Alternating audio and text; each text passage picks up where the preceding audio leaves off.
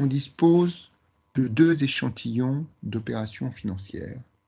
D'une part, 6 OPA pour lesquels on connaît la prime offerte par rapport au dernier cours de bourse avant suspension des cotations, et 5 OPA. On constate que la prime moyenne observée sur les OPA est de 19% et que la prime moyenne observée sur les OPE est de 20%. On va se demander si cette différence de prime de 1% est significative ou non.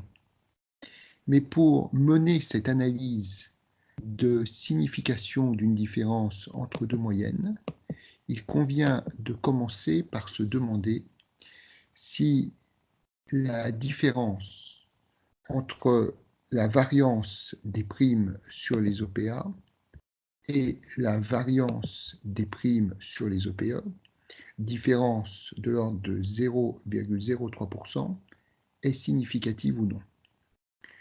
Pour cela, on va mener un test de Fisher-Snelldécor grâce aux utilitaires d'analyse d'Excel. Donc je vais dans Données, utilitaires d'analyse qui ont été installés et je clique sur Test d'égalité des variances. Je clique sur OK, j'ai ce petit écran qui apparaît.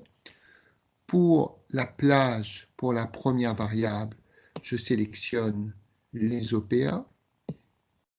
Pour la plage, pour la deuxième variable, je sélectionne les OPE.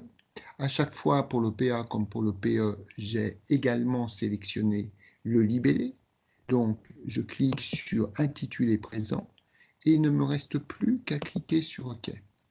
Et immédiatement après cela, dans une nouvelle feuille, on a un petit tableau quasiment formaté qui apparaît, où on va retrouver les moyennes et variances qui avaient été préalablement calculées. Il ne reste plus qu'à les formater. Donc on retrouve le 19% et le 20% pour la moyenne des OPA d'une part et des OPA d'autre part.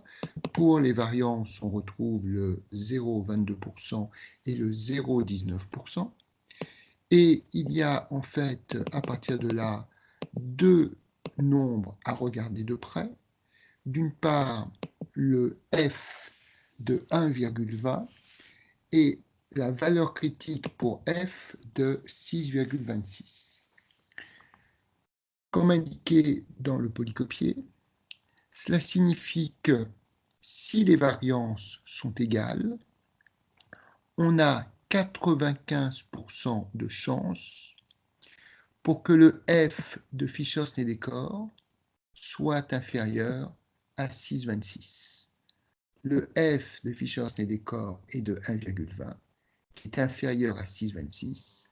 On peut donc dire que les deux variances, 0,22% et 0,19%, à l'échelle de l'ensemble des opérations financières, sont égales. En réalité, on a une différence au niveau des échantillons qui ont été constitués pour l'analyse, mais on peut penser avec un risque de se tromper limité à 5%, ou une probabilité d'avoir raison de 95%, qu'à l'échelle de l'ensemble des opérations financières, les variances de primes d'OPA d'une part, d'OPE d'autre part, ne sont pas significativement différentes.